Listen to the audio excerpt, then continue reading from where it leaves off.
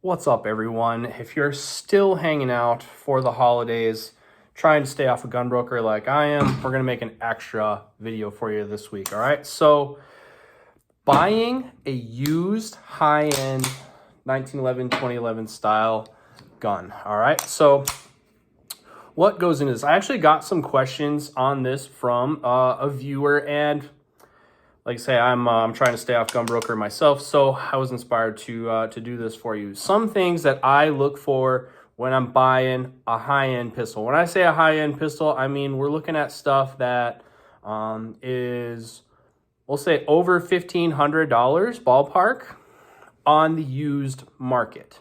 All right, so if you're looking at any of the major brands, Atlas Gunworks, Infinity, Hayes Custom, MBA, MPA, Wilson, Nighthawk, Les Bear, Ed Brown, any of those. If you're looking at a 1911, 2011 style pistol, what do I look at in a used gun? First thing I want to point out is that any of those brands that I just mentioned, anything that has a good or great reputation for quality, I'm not overly concerned about buying a used one for a couple reasons. One, vast majority of them have been shot little, if ever. A lot of them probably get shot, like test fired, more at the factory than they get shot by the people who bought them new. Wilson Combat being a prime example. I think their test fire protocol is something like 100 rounds. I would say very few people who actually buy those pistols actually shoot 100 rounds through them. There are a lot that get shot a lot. Vast majority don't. Watch any video on a Les Bear ever. Guys who are in here showing you like this kind of stuff, they don't shoot their guns. All right, and if you watch them shoot, you can tell they don't shoot very well. All right, so most people who buy these buy them in the same vein that they would buy a nice watch. It's kind of a flex piece, it's kind of a dress piece, it's kind of a pride of ownership thing. Few of them are bought to get shot hard. So usually when I buy this stuff, like if somebody were to buy a used gun from me, I would hope they would say it was well used but well taken care of. All right, so I use them for what they're for, but they're well maintained. So a gun like this, or any of the guns we're talking about, they can go 50, 100,000 rounds. All right, most people buying their own ammo are just never gonna shoot that amount of ammo out of one gun. People who are gonna shoot that amount of ammo usually get bored and get more guns. So very few of these guns have been shot very much, if at all, just by their very nature. The customer who buys most of these doesn't shoot very much. The average American firearm, I think, is shot 3 rounds in its entire life. Think about that. The other reason I'm not super worried about buying a high-end used gun from a reputable manufacturer is because most of the manufacturers will stand behind them.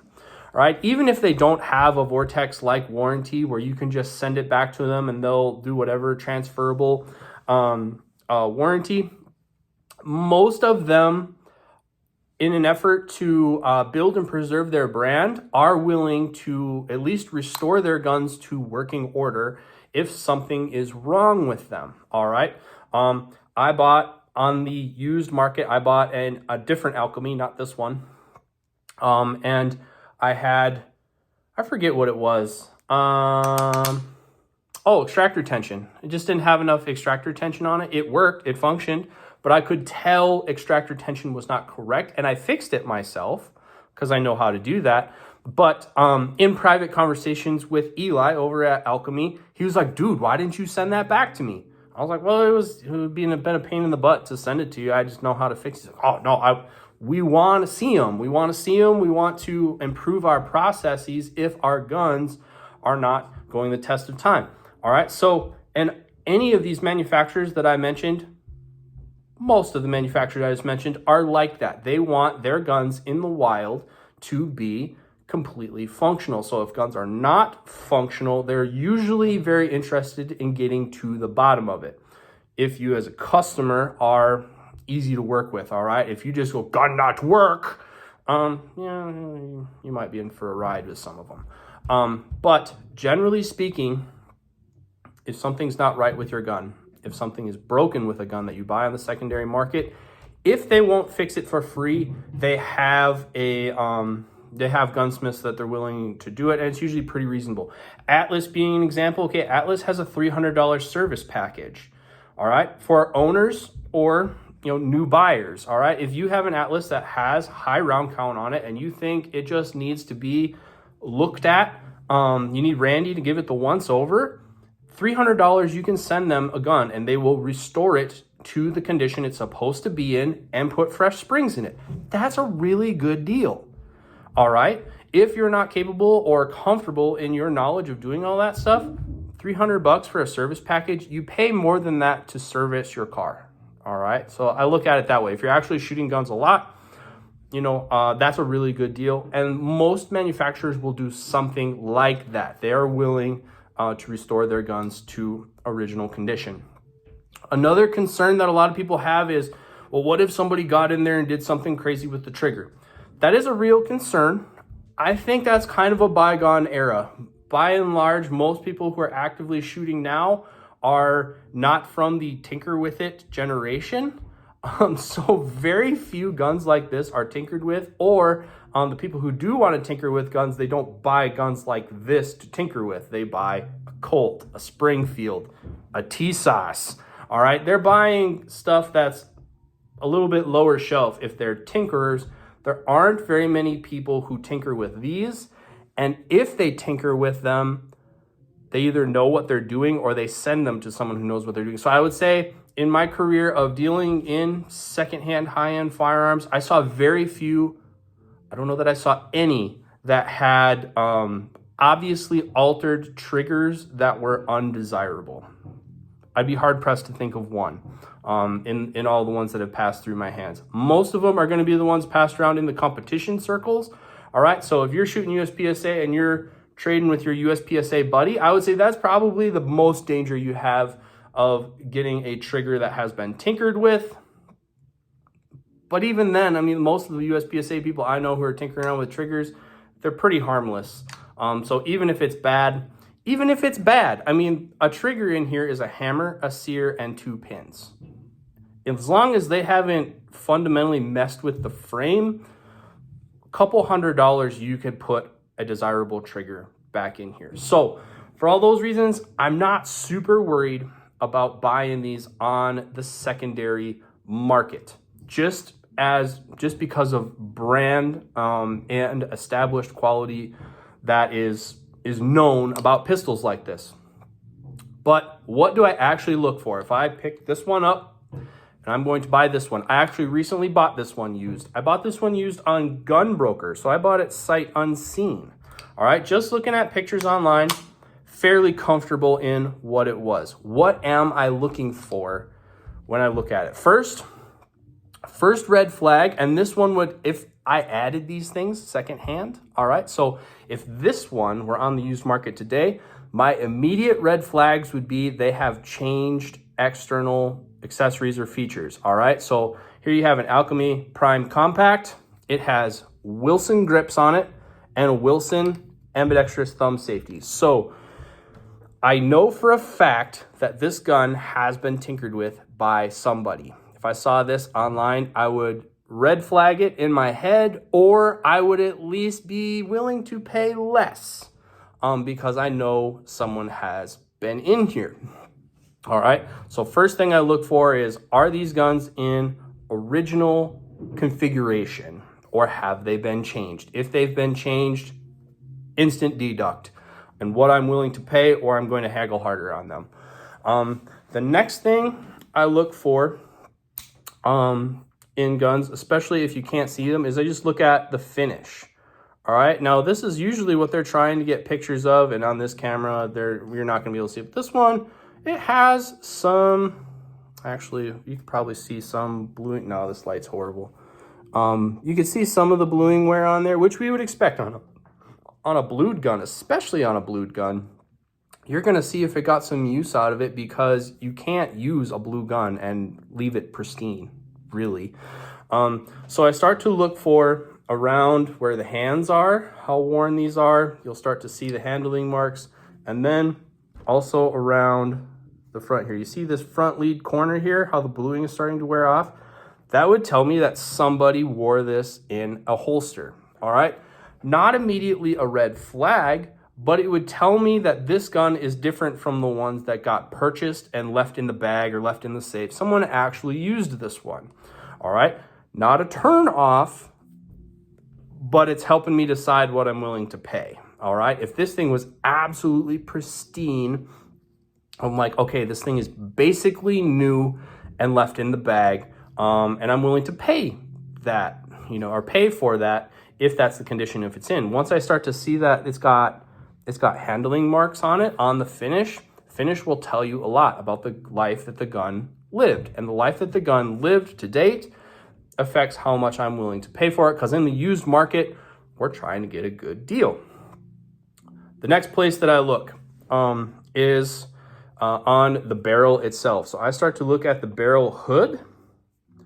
I'm looking for galling marks on the barrel hood, because any gun that gets shot any amount of time, it's going to start, this is a high friction area.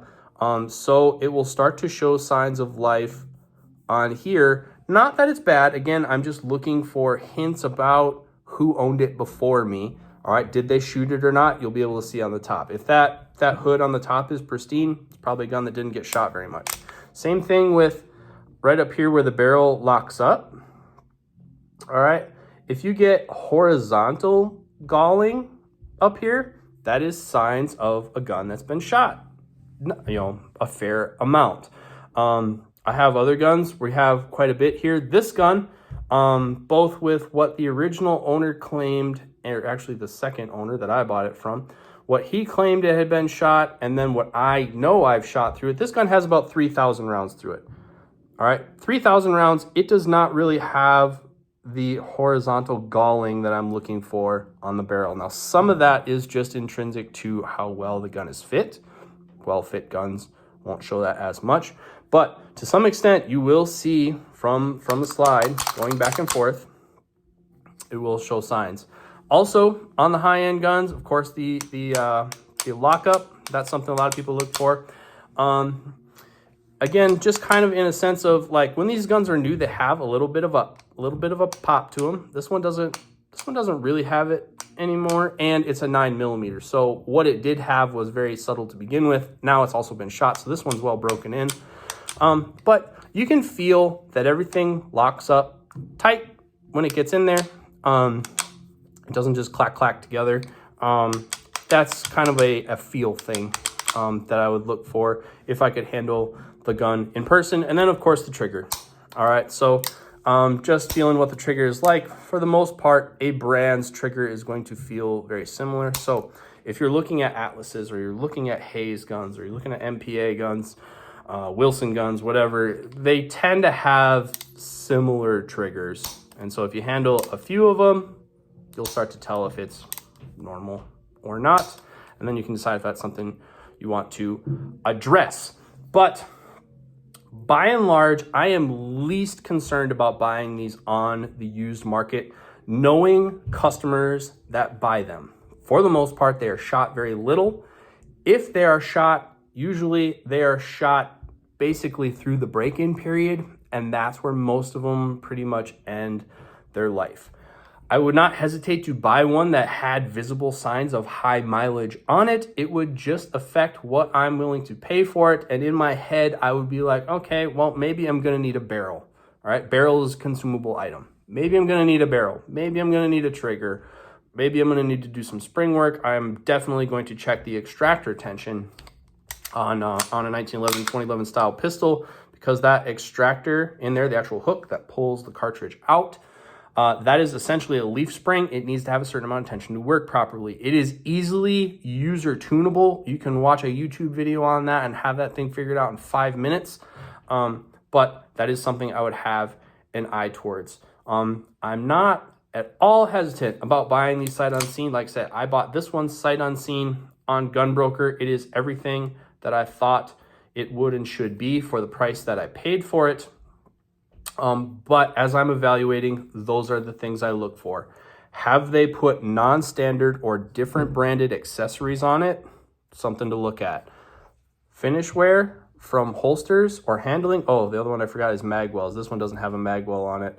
But if it's a gun with a magwell, how nicked up is that magwell? That'll tell you how many times someone tried to shove a mag in there. All right. I cannot dry fire any match gun, any of my match guns when I get them new. Couple sessions, you can tell that I've been doing that. It's a badge of honor, but also it's something you can't hide on the used market. So I look in there too. But finish wear from holsters, finish wear in the magazine well area, and then friction wear on the barrel itself gives me an idea of how much a gun has been shot, and that will affect how much I'm willing to pay for it. But especially if you're a shooter, like if you're watching my channel, I feel like you're probably a shooter. If you're a shooter, if you're buying these guns to do what they're intended to do, either carry or shoot a lot in the competition or in the training realm, if you're buying them for what they're for, I would absolutely not have any hesitation about buying a used one, because usually you can save yourself $500 to $1,000 and you get a pistol that has a lot of life left in it. And I just think they maybe even have a little bit more personality when you rescue them like orphans. So those are some quick thoughts on buying a high-end used 1911, 2011 pistol. If this is interesting to you or you have more questions about this, shoot them down below. I am maybe the most interactive gun tuber anywhere really right now. So if you have something you want me to talk about and I have something to say, let me know and we'll make a video on it. Be easy, everyone. Happy holidays, and we'll see you next time.